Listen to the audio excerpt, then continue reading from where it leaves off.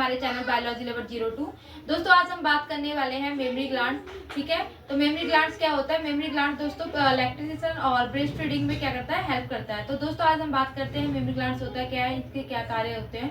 ठीक है, तो आज हम इसके टॉपिक्स के बारे में डिस्कस करेंगे। तो दोस्तों आइए स्टार्ट करते हैं मेमरी ग्लैंड्स के बारे में। अब बात करते हैं हम मेमरी ग्लैंड्स होता है क्या है। ठीक है, तो memory glands are paired structure that contains glandular tissues and variable fats। मतलब जो मेमरी ग्लैंड्स होता है वो क्या होता है? पेड स्ट्रक्चर में होता है। ठीक है, उसके बाद है that contains glandular tissues and variable fats. उसके बाद है जो ग्लैंडुलर टिश्यूज और वेरिएबल फेट्स क्या होते हैं? इसमें कंटेन्स होते हैं यानी प्रेजेंट होते हैं। ईच ग्लैंडुलर टिश्यूज यानी प्रत्येक ग्लैंडुलर टिश्यूज कंटेन्स 15 से 20 मेमरी ग्लोब्स। यानी ईच ग्लैंडुलर टिश्यूज जितने भी प्रत्येक जो ग्लैंडुलर टिश्यूज होते हैं उसमें 15 से 20 क्या होते हैं? मेमरी लोब्स प्रेजेंट होते हैं। कंटेनिंग एल्वेओली जो कि एल्वेओली से क्या होते हैं? कंटेन होते हैं। दैट सीक्रेट मिल्क जो कि मिल्क सीक्रेट करते हैं। Mammary ducts joins to form mammary ampulla. यानी mammary duct join to form mammary ampulla means mammary जो डक्ट्स होते हैं वो जॉइन होते हैं किससे? मेमरी एम्पुला से। तो दोस्तों जो मेमरी ग्लैंड्स की ये क्या है? सभी स्ट्रक्चर है, पार्ट्स है। मींस मेमरी ग्लैंड्स क्या होते हैं? एक तो पेड़ में होता है, दूसरा इसमें ग्लैंडुलर टिश्यूज और वेरिएबल फेट्स क्या होते हैं? प्रेजेंट होते हैं। तो जो प्रत्येक जो ग्लैंडुलर टिश्यूज होते हैं वो किससे मतलब 15 से 20 मेमरी लोब से क्या होते हैं? कंटेन्स होते हैं, मींस प्रेजेंट होते हैं, जिसको एल्वेओली बोला जाता है। उसके बाद क्या है? ये मिल्क सीक्रेट करने का काम करते हैं। दूसरा मेमरी डक्ट्स, जो इसमें जो मेमरी डक्ट्स होते हैं और मेमरी एम्पुला होता है, ये भी क्या है? मिल्क सीक्रेट करने में हेल्प करता है। तो ये सभी क्या है? मेमरी ग्लैंड्स के पार्ट्स होते हैं।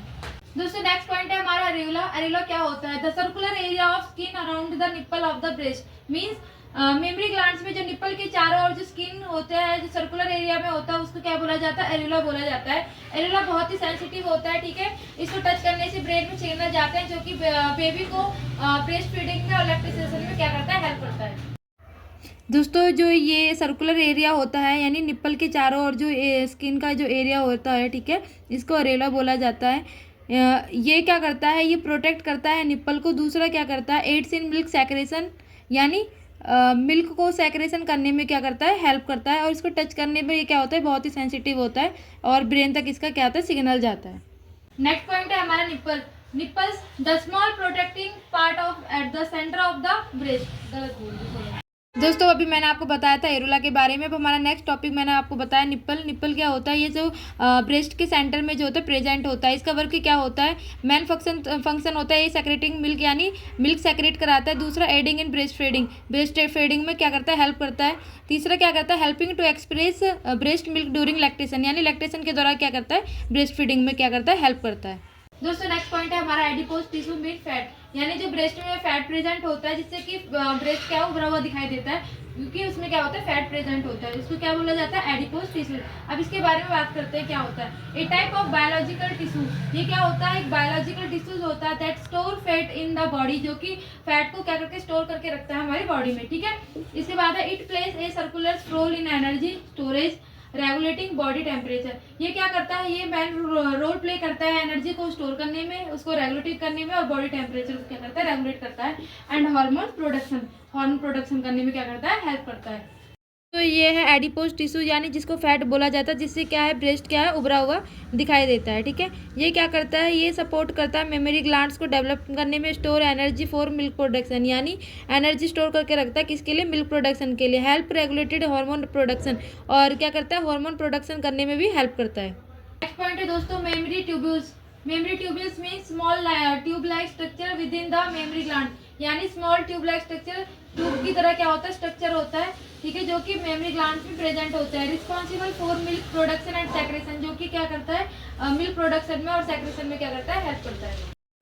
दोस्तों ये है हमारा मेमोरी ट्यूब्यूल्स। देख रहे हो आप, इसमें ये जो ट्यूब की तरह क्या है? स्मॉल स्ट्रक्चर है ट्यूब की तरह। ठीक है, ये क्या होता है? मेमोरी ट्यूब्यूल्स होते हैं। ये क्या करते हैं? ये हेल्प करते हैं मिल्क प्रोडक्शन को और सेक्रेशन करने में। ठीक है, ये क्या है? मेमोरी ट्यूब्यूल्स होते हैं।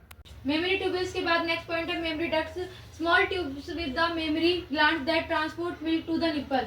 यानी जो मेमोरी डक्ट्स में क्या होता है? ये स्मॉल ट्यूब्स की तरह होते हैं और मेमोरी ग्लैंड्स में क्या करते हैं? ट्रांसपोर्ट करते हैं मिल्क को निप्पल तक पहुंचाने में। ठीक है, उसके बाद है प्लेइंग ए क्रूशियल रोल यानी एक क्रूशियल रोल प्ले करते हैं in lactation and breast feeding. Lactation और ब्रेस्ट फीडिंग में क्या करते हैं? ये क्रूशियल रोल प्ले करते हैं।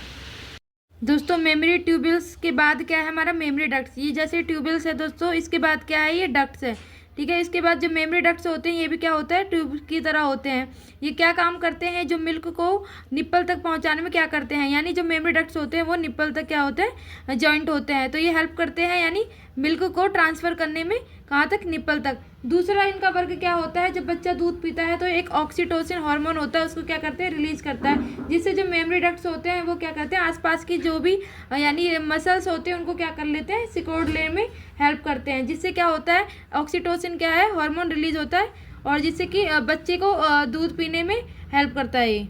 नेक्स्ट पॉइंट है mammary ampulla, small dilated sac like structure, ठीक है। यानी जो मेमोरी एम्पुला होता है वो एक small dilated sac like the structure, यानी एक थैलोनुमा संरचना, एक क्या होता है, स्ट्रक्चर होता है, located at the nipple of the breast, यानी जो ब्रेस्ट के क्या है, निप्पल में प्रेजेंट होता है। Where the mammary ducts converge and open, यानी जब मेमोरी डक्ट्स क्या कन्वर्ज होते हैं और ओपन होते हैं तो क्या करते हैं, collecting and releasing milk during lactation, यानी लैक्टेशन के दौरान क्या करते हैं, या मिल्क को क्या करते हैं, इकट्ठा करते हैं और उसको रिलीजिंग करने में हेल्प करते हैं। दोस्तों मैंने आपको बता दिया मेमोरी ट्यूब्यूल्स और मेमोरी डक्ट्स। मेमोरी ट्यूब्यूल्स यानी छोटे छोटे क्या होते हैं, ट्यूब्स होते हैं, जो कि ये भी क्या करते हैं, मिल्क प्रोडक्शन में हेल्प करते हैं। और ऐसे ही मेमोरी डक्ट्स होता है, इसका भी वर्क यही होता है। उसके बाद होता है जो मेमोरी एम्पुला होता है। मेमोरी एम्पुला क्या होता है, ये भी एक ट्यूब की तरह एक स्ट्रक्चर होता है, ठीक है, जो कि क्या है, थैलोनुमा संरचना की तरह होता है। ये देख रहे हो आप, ये क्या है, मेमोरी डक्ट्स मेमोरी एम्पुला होता है।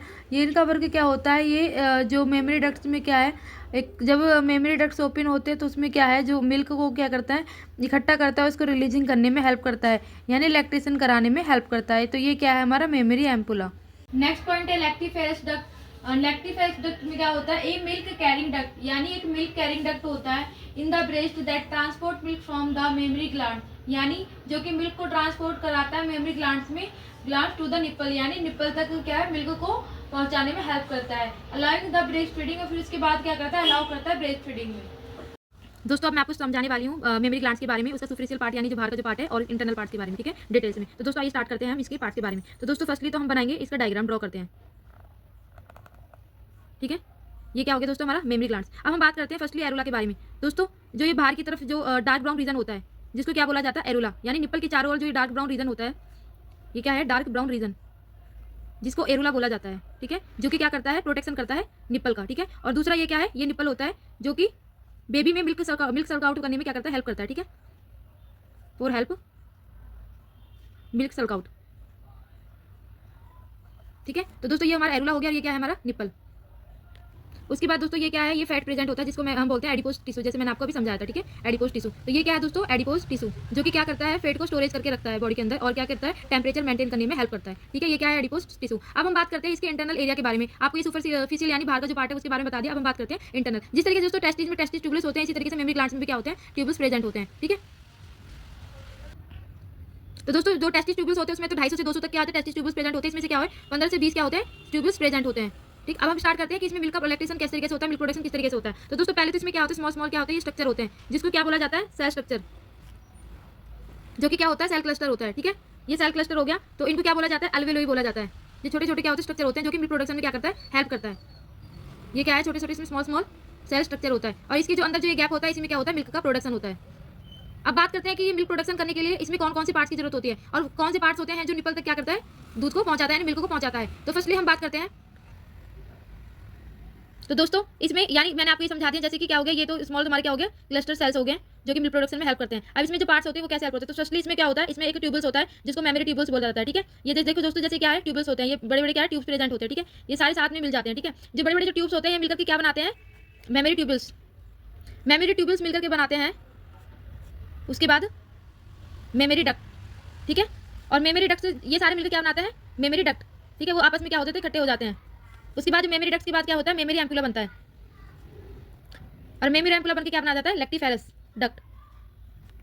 तो देखो पहले तो मैंने आपको बताया कि मेमोरी ट्यूबल्स होते हैं, ठीक है, जो कि क्लस्टर जो सेल्स होते हैं इनसे एडेड होते हैं, एल्वेओली से मतलब मिलकर के क्या बनाते हैं, मेमोरी डक्ट्स बनाते हैं। मेमोरी डक्ट्स क्या करते हैं, उसके बाद मेमोरी एम्पुला बनाते हैं। फिर जब ये तीनों आपस में मिलकर के क्या बनाते हैं, बड़ा ट्यूब बनाते हैं, जिसको लैक्टिफेरस डक्ट बोलते हैं। तो इसके थ्रू क्या होता है, जो मिल्क होता है वो निपल तक जाता है, और उसके बाद ही जो लैक्टेशन और ब्रेस्ट फीडिंग में क्या होता है, हेल्प होता है।